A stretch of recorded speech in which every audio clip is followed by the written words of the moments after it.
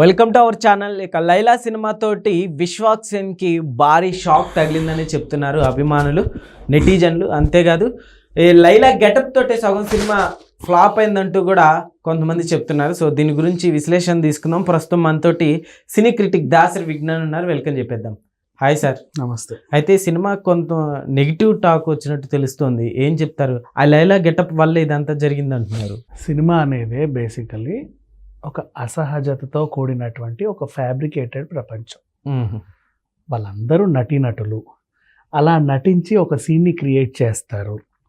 మనకు తెలుసు, అది మనం చూసి ఆ ఫ్యాబ్రికేటెడ్ ప్రోడక్ట్లో ఆనందాన్ని, ఆహ్లాదాన్ని వెతుక్కుంటాం. మనకు అది కావాల్సినంత ఆనందం ఇచ్చిందా, ఆహ్లాదాన్ని పంచిందా, అలరించిందా, అంతే. అంతకుమించి ఎక్స్ట్రాలు వద్దు.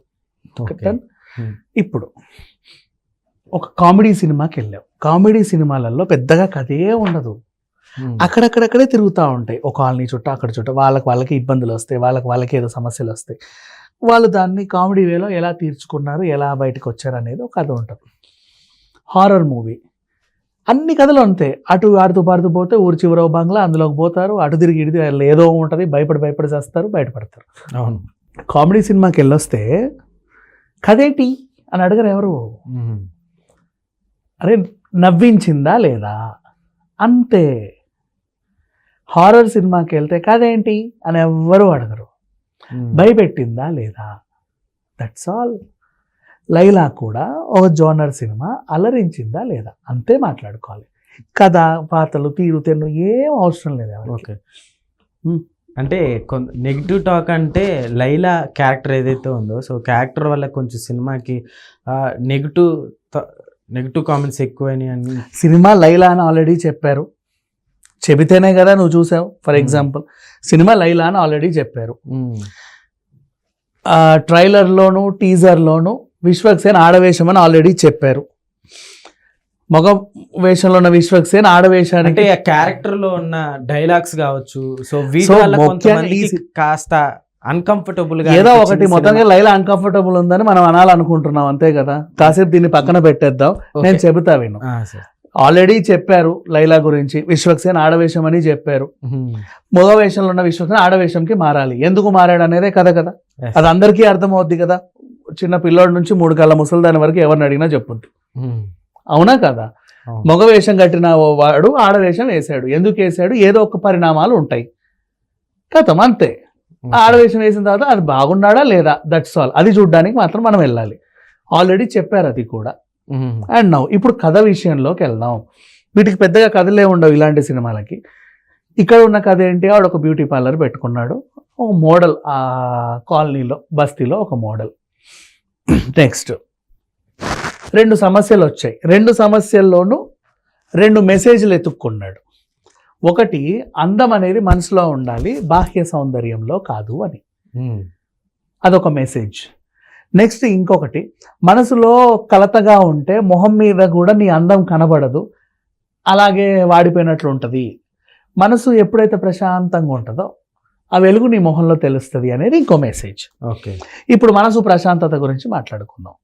మనసు ప్రశాంతత ఏంటి, ఒక ఆవిడ ఏడుపు మొహం వేసుకొని వచ్చి కూర్చుంటుంది. ఏ అమ్మాయి ఏడుపు మొహం వేసుకొని కూర్చున్నావు, నీ మొహం ఏంటి ఇలా వచ్చింది అని అడిగితే, ఏమీ లేదు, మీ బావగారు, మా ఆయన గారు బిజినెస్ పెట్టి లాస్ అయ్యారు, ఇంకేం చేయాలో అర్థం కావట్లేదు, తాడో పేడో తేల్చుకోవాలని మేము ఉండాలా పోవాలా అన్నట్టు ఉన్నాము, మా పరిస్థితి అది. ఇది చెప్పింది. అయ్యయ్యో నువ్వు ఇలా ఏడుపు మొహం వేసుకుంటే నేను చూడలేకపోతున్నాను, నువ్వు ఎప్పుడు వెలుగుతూ ఉండాలి, నీ మొహంలో అందం అలాంటిది, సో దానికి తగ్గట్టు నీ సమస్య నేను తీరుస్తాను అని ఓ 2 లక్షల రూపాయలు ఆవిడకి అప్పిచ్చాడు. వీళ్ళు ఏం చేశారు, 2 లక్షలు ఇచ్చాడు కదా దేవుళ్ళ భావించి వాళ్ళది ఆయిల్ బిజినెస్, ఆ ఆయిల్కి వీడి ఫోటోనే వేసారనమాట.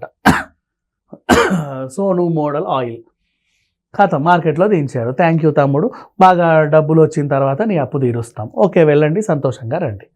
ఇప్పుడు వీళ్ళు వెళ్ళిన తర్వాత ఆయిల్ కుప్పలు తెప్పలుగా అమ్ముడుపోయాయి అనమాట. అసలు అవసరం ఉన్నా లేకుండా వాటర్ క్యాన్ లాపి మరి ఆ నూనెనే తాగేస్తున్నారు జనాలందరూ. ఇలా తాగిన ఆ నూనెకి ఏమైంది, అందులో కల్తీ ఉందని తెలిసి జనాలందరూ ఒకరి మీద ఒకరు వాంతులు చేసుకున్న తర్వాత అసలు దీనికి కారణం వీడే అని చెప్పేసి అందరూ కలిసి వీడిని అది చెయ్యాలి ఇది చేయాలి అని వచ్చారు. ఇప్పుడు ఆ మనిషి అక్కడ ఉండలేని పరిస్థితి వచ్చింది. రెండొక విషయం ఏది, అందం అనేది లోపల ఉండాలి, ఇక్కడ కాదు అని చెప్పే ప్రయత్నంలో ఏం జరిగింది, ఒక అమ్మాయి మా అమ్మాయికి పెళ్ళవ్వట్లేదు, ఇగో ఇలా ఉంది చూడు అనగానే ఆవిడ కొంచెం నలుపుగా బొగ్గుగా ఉంటుంది. ఈవిని లోపలికి తీసుకెళ్ళి ఏది మన అదే శివాజీ సినిమాలో రజనీకాంత్ అన్నీ వేసుకొని తెల్లగా అయి వచ్చినట్టు దీంట్లో కూడా ఏవేవో కలిపి ఆ పిల్లని తెల్లగా చేస్తాడు. ఓకే, ఆ తెలుపు చూసి అప్పుడే అనుకోకుండా అక్కడికి వచ్చిన ఆయనకి ఎప్పటి నుంచో పెళ్ళయి చావట్లే. ఎందుకు అవ్వట్లేదు అంటే వాళ్ళ నాన్నకి చిరంజీవి అంటే ఇష్టం, అతిలో శ్రీదేవి లాంటి కోడలు కావాలి. వీడు చూసిన తర్వాత అబ్బే ఇంత అద్భుతంగా ఉంది ఏంటని మనసు పడతారు. అబ్బే మీరు చూసేది అది కాదండి, అసలు ఏంటంటే అని చెబితే విని చావడే గబగబా తీసుకెళ్ళి తాళి కట్టేసి నా భార్య అన్నాడు. ఓకే, తీసుకెళ్లారు, శోభనం కూడా అయిపోయింది. తెల్లారేసరికి ఆమె స్నానం చేసి వచ్చింది, ఆ మొహం చూసేసి వేరే అన్నారు, ఆ ముసలాయన ఇట్లా పడ్డాడు. దీనికి కారణం నువ్వే అని చెప్పేసి వచ్చి నిన్ను చంపేస్తాం, నరికేస్తాం, నీ వల్లే మేము మోసపోయామని వీళ్ళు పడ్డారు. అటు వాళ్ళు బడి, ఇటు వీళ్ళు బడి, ఇక్కడ బతకలేక, ఉండలేక, కక్కలేక, మింగలేక, కానీ అక్కడే చావాలనుకున్న కోరిక ఒకటి ఉంది. ఎందుకంటే అది వాళ్ళ అమ్మ జ్ఞాపకార్థం, ఖచ్చితంగా అక్కడే ఉండాలి. కానీ ఇలా ఉండొద్దు, ఇంకోలాగా ఉండొచ్చు కదా అనే ఆలోచన రాగానే లైలా అయిపోయాడు. అంతే, చూడు సింపుల్ కదే. ఇప్పుడు లైలా అయిన తర్వాత మరి మొదట ఆయన మీద మచ్చలు ఉన్నాయిగా 2, అవి చెరుపుకునే ప్రయత్నం లైలా చేస్తుంది. చెరిపిందా లేదా, ఎలా చెరపగలిగింది అనేది కథ ఉందిగా వీళ్ళ దగ్గర. కథ లేదని ఎందుకు ఏడుపులు? నవ్వు ఇప్పుడు అలరించలేదు. నీకు టీజర్లో నచ్చింది లైలా, పాటల్లో నచ్చింది లైలా, తెర మీద ఎందుకు నచ్చదు? పోస్టర్ చూసి వెళ్ళావుగా లైలాని, పోస్టర్లు అందంగా ఉండలేదు, తెర మీదకి వెళ్ళగానే నల్లగా తయారైందా, దయ్యంలాగా లేదా బోర్డంలాగా ఉందా? బేసికల్లీ తెర మీద నువ్వు లైలాని చూసేయాలి, ఈ లైలే కదా అక్కడ ఉండింది. టీజర్లో పోనీ గొంతు నచ్చలేదు, టీజర్లో గొంతు వినేగా వెళ్ళారు అంటే కావాలని ఏ సినిమా నెగిటివ్ చేయొద్దు. నెక్స్ట్, ఇప్పుడు ఏదో వెతుక్కుంటున్నారు. సినిమాని మనం చూడడానికి వెళ్ళేది, సినిమా చూడడానికి వెళ్తున్నారు. పెన్ను పేపర్ పట్టుకుని అందులో దిస్ ఈజ్ మైనస్, ఇది పెద్ద మైనస్, ఇది పెద్ద మైనస్, ఇన్ని ఎతికి చేస్తుంటే నువ్వు సినిమా ఎప్పుడు చూసే? కరెక్షన్స్ ఎతుకుతున్నారంట. సినిమా చూసేది కరెక్షన్ అది కనెక్ట్ అవ్వదు. కనెక్ట్ బయటకు వచ్చి అదే అసలు నాకు కనెక్ట్ అవ్వలేదు అని చెప్పేస్తున్నావు. ఎందుకు రా కనెక్ట్ అవ్వలేదని నువ్వు చూసి సస్తేగా నీ కనెక్ట్ అవ్వడానికి. నువ్వు చూడలా, ఎంతసేపు అదోటి ఇదోటి ఎతుక్కుంటూనే ఉన్నావు. అన్ని ఎతకకు అంత అవసరం లేదు. ఇది బేసిక్ సింపుల్ జస్ట్ ఒక ఎంటర్టైన్మెంట్కి సంబంధించిన స్టోరీ అంతే. లైలా నీకు ఏవో అద్భుతాలు చూపిస్తానని వాళ్ళు చెప్పలా, 2000 కోట్ల వసూలు తీసి చూపిస్తామని వాళ్ళు చెప్పలా, ఇది విజువల్ వండర్ అని వాళ్ళు చెప్పలా. ప్రతి సినిమాని బాహుబలి రేంజ్ లో ఇది ఏదో పెద్ద యథార్థ గాథా అని నీకు చెప్పలా, నిజంగా జరిగిందనిలా అసలు ఏమి చెప్పలా. మేము ఒక లైలాని సృష్టించా, మీకు నచ్చితే నచ్చిందని, నచ్చకపోతే నచ్చలేదని చెప్పి చావంట్రా, ఇది కదా ఆవిడ ఎందుకు ఇలా మారింది అని చాలా సింపుల్గా చెప్పారు అంతే. దీనికి తలలు బాధేసిన అసలు ఇదేవి లైలా, అట్టెట్టుంటుంది ఇట్టెట్టుంటుంది ఎందుకు అన్న అవసరం.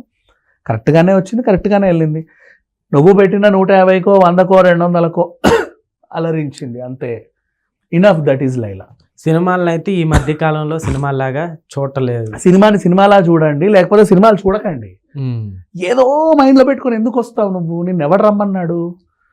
ఇప్పుడు ఇక్కడ వీళ్ళందరూ ప్రతి లైలాకి ఎక్స్పెక్టేషన్ ఇంకా అదే చెప్తున్నా. నీకు స్టార్టింగ్ కొంచెం ఇబ్బంది పెట్టింది, ఒప్పుకుందాం, ప్రతి సినిమాలో ఉండే మైనస్లే అవి. ఎందుకంటే ఈ అబ్బాయి ఫస్ట్ బట్టల రామస్వామి బయోపిక్ అని ఒక చిన్న సినిమా తీసాడమ్మా. ఇప్పుడు పెద్ద హీరో, పెద్ద బడ్జెట్, భారీ తారాగానం, ఇన్ని డీల్ చేస్తున్నప్పుడు కొంచెం తడబాటు కామనే. పైగా కథ ఆయన రాసుకోవాలా, యాక్చువల్లీ రామనారాయణ రాసుకోవాలా కథ. ఇంకా వసుదేవ్ ఆయన మూర్తి ఆయన కథ రాస్తే ఇంకో కథ ఈయన తీర్చిదిద్దాడు. ఆ మాత్రం బెరుకుదనం ఉంటది. ఈయన కళలు కన్న కథ అయితే కాదు కదా. ఇట్ హ్యాపెన్ సమ్ టైమ్స్, చిన్న ఉంటాయి, దాన్ని భూతద్దంలో పెట్టి అసలు లైలే కాదు ఇది ఇంకేదో, ఎందుకు ఇలా అవసరం లేవు. లైలా అంతే, దట్స్ ఆల్.